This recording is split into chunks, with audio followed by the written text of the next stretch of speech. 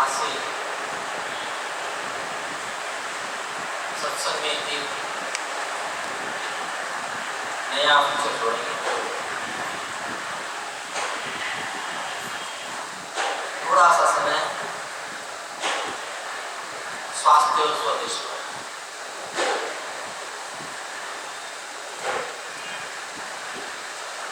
क्योंकि शरीर स्वस्थ होगा तो मन भी स्वस्थ होगा। भगवान के चरणों में मन को लगाना है, मन का स्वस्थ होना बड़ा आवश्यक होता है। और स्वस्थ शरीर में ही स्वस्थ मन होता है।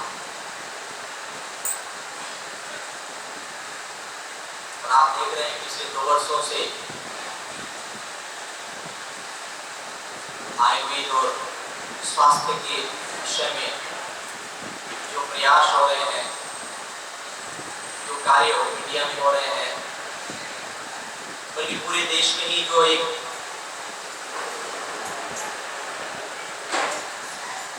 हवा चली है आयुर्वेद को अपनाने की, स्वास्थ्य के प्रति लोगों में जो जागृति इस देश में शुरू हुई है, योग के माध्यम से, आयुर्वेद के माध्यम से। और सबसे बड़ी बात है जो पिछले 15-20 वर्षों से विशेष रूप से स्वदेशी के विषय में इस देश में प्रयास हो रहे थे, उन प्रयासों में एकाएक पिछले 5-6 वर्षों में बड़ी तेजी आई। कुछ देश की बिगड़ी हुई अर्थव्यवस्था ने भी लोगों को सोचने के लिए मजबूर किया है कि क्यों नहीं हम आत्मनिर्भर हो और प्रत्येक क्षेत्र में अपने स्वदेशी वस्तुओं का इस्तेमाल करते हुए हम देश की प्रगति में भी योगदान दें। ऐसी जागृति हमारे देश के लोगों में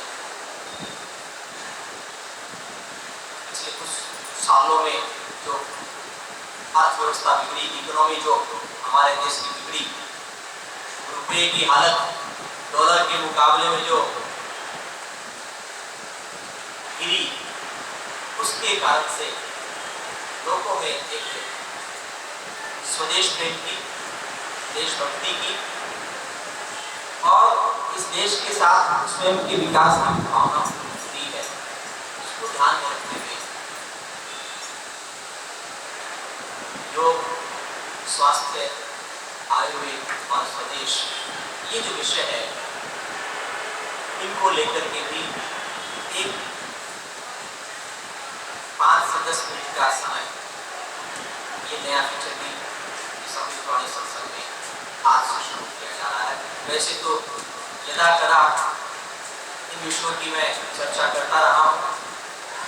साप्ताहिक संदेश में इस विषय को कई बार उठाया गया है, कई बार योग आयुर्वेद के विषय में और स्वदेश के विषय में बातें हुई हैं, चर्चा हुई है। लेकिन इसको एक स्थायी संपर्क में नियमित रूप से इस पर विशेष चर्चा हो और उसका भी संदेश आप सबको मिले, उसका भी लाभ सत्संग में आने वाले प्रत्येक व्यक्ति को मिले, उनका शरीर भी स्वस्थ हो, उनके परिवार के लोगों का जीवन भी स्वस्थ हो, तो मन भी स्वस्थ होगा, मन स्वस्थ होगा तो भगवान के चरणों में अधिक लगेगा, बुद्धि की प्रखरता होगी और आपकी आध्यात्मिक गति भी होगी। तो आज से ये श्रृंखला शुरू हो रही है। आयुर्वेद के उन नियमों को जो हमारे स्वास्थ्य और स्वस्थ जीवन के लिए परम आवश्यक है और प्रत्येक के लिए लाभकारी है। तो सबसे पहले शुरुआत इसकी उषापान से करता हूं। आयुर्वेद का नियम है प्रातःकाल उठते ही उषापान करना। उषापान का नाम उसको इसलिए दिया गया है, उषा काल में होता है। इसका अर्थ है कि हमें उषा काल में उठना चाहिए, अर्थात सूर्योदय से पहले। ऋषि की लालिमा होती है, उषा काल होता है, ऐसे काल में पीने से स्वस्थ जीवन होता है। और उस उषा काल में उठ करके पान करना यानी पीना, क्या रसास्वाद करना, रसपान करना। हमारे जो ऋषि मुनि थे उषा पान करते, इसीलिए उनकी आयु भी लंबी होती थी और उनके जीवन में रोगों का अभाव रहा, रोग नहीं।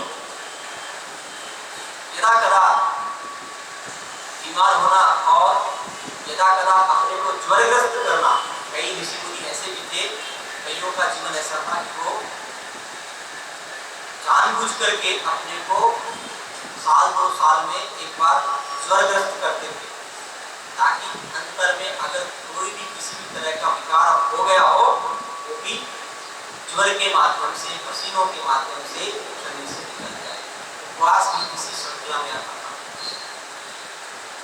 कहने का अर्थ कि उनको बीमारियां कम होती या नहीं के कारण, तो सामान्य क्या है?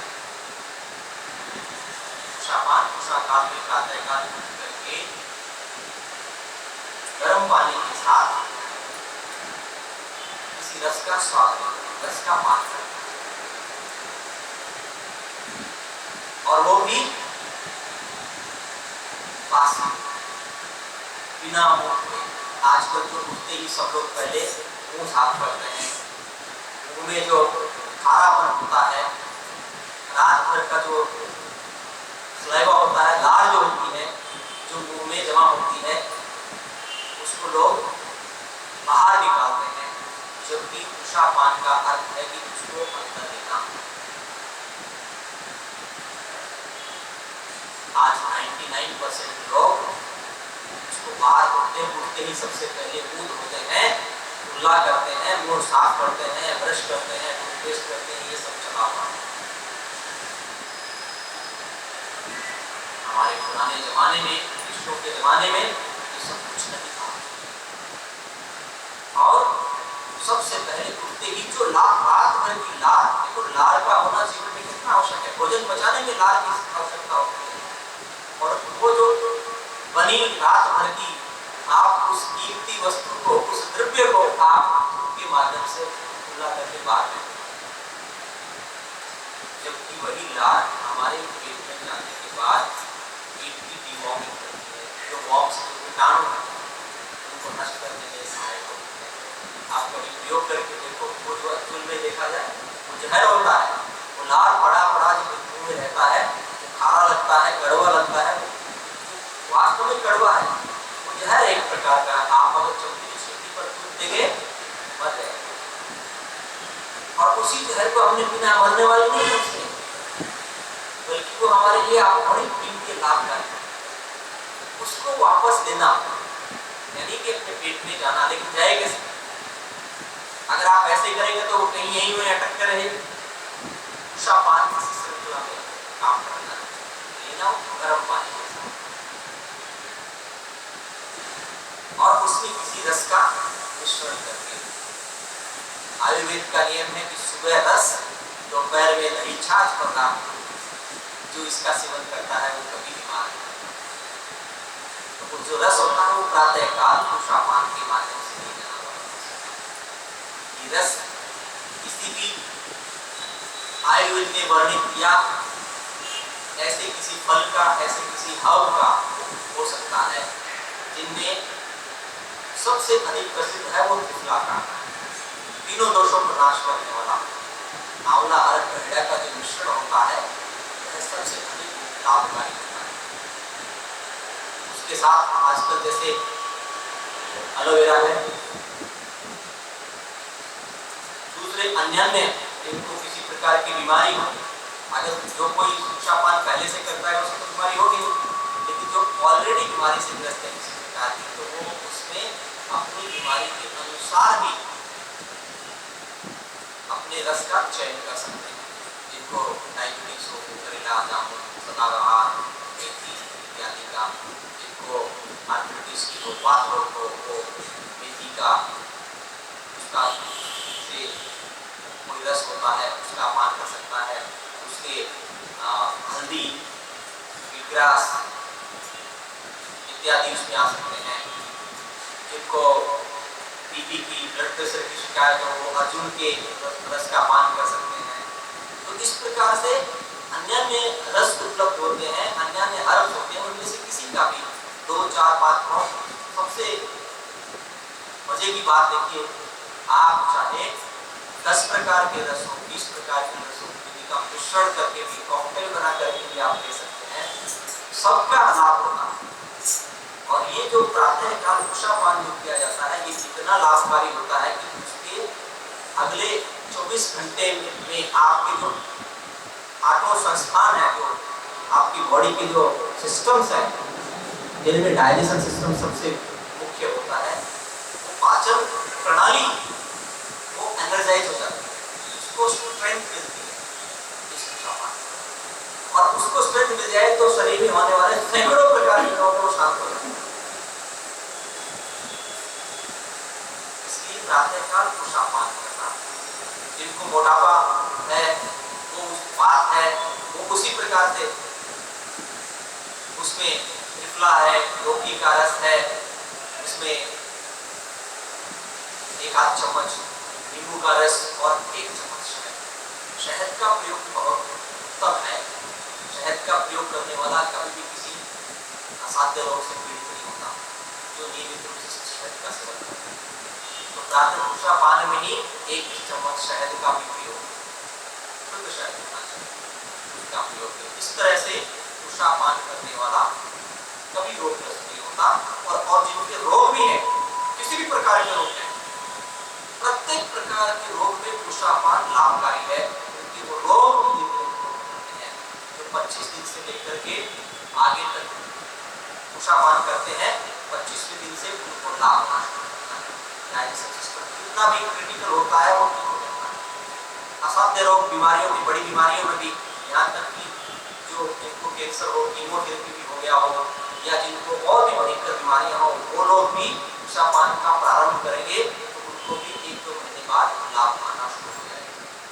बिगड़े हुए तंत्र को भी ठीक कर सकता है उषापान। तो और जो ना कर सके, जिनके पास रस की उपलब्धता ना हो, तो भी कम से कम गर्म पानी का सेवन करना चाहिए। ये हमारा जो उषापान है, इसी को विदेशियों ने, पाश्चात्य संस्कृति वालों ने बैट्रिक का नाम देकर चुराया। हमारे ग्रंथों में, हमारे आयुर्वेद के ग्रंथों को जो चुरा के ले गए थे, उनमें ही जब उसका पता लगा कि भारतीयों के स्वस्थ होने का, उनकी हजारों वर्षों की आयु बढ़ने का राज क्या है, उसके अनुसंधान में उनको मिला कि ये उषापान करते हैं। उसको ही उन्होंने बैट्रिक के माध्यम से, और उस प्रातःकाल आप कुछ भी लेंगे गर्म पानी के साथ, तो उन्होंने अपनी चाय पत्ती अगर असल में चाय की हर्ब है, लेकिन आप जो चाय पीते वो चाय नहीं है, आप जिसको पत्ती कहते दाने हैं, इसके विषय में फिर कभी बताऊंगा। लेकिन आज इतना जाने से सुबह गर्म पानी में अगर आप किसी भी प्रकार के हर्ब का रस का सेवन करते हैं, तो वह आपके डाइजेशन सिस्टम को मुख्य रूप से व्यवस्थित करता है, एनर्जाइज करता है, स्ट्रेंथन करता है, आपकी बॉडी का पूरा कर देता है। आप पूरे दिन अपने आप में उत्साह का संचार पाएंगे, एनर्जाइज हो जाएंगे। इतना कठिन से कठिन परिश्रम करने वाला भी व्यक्ति होगा, अगर प्रातःकाल उषापान करता है तो वह 8 घंटे नहीं, 12 घंटे नहीं, 16-24 घंटे की काम कर सकता है, लेकिन थकेगा नहीं, थकान नहीं। और ये जितनी भी बातें आज आपको कही उषापान की बात करिए, आगे भी बातें और बताई जाएंगी। प्रत्येक रविवार को सत्संग में ये 5 से 10 मिनट का समय इस विषय पर भी निर्धारित होगा। और ये सारी बातें जो मैं आपको अपने स्वयं के अनुभव से, ये आयुर्वेद में सिर्फ लिखी बातें नहीं, आप भी इसका प्रयोग कर सकते हैं, आप भी इसको अपना सकते हैं। आजमा के देखिए, आपका जीवन भी स्वस्थ होगा, स्वस्थ मन होगा, स्वस्थ जीवन होगा।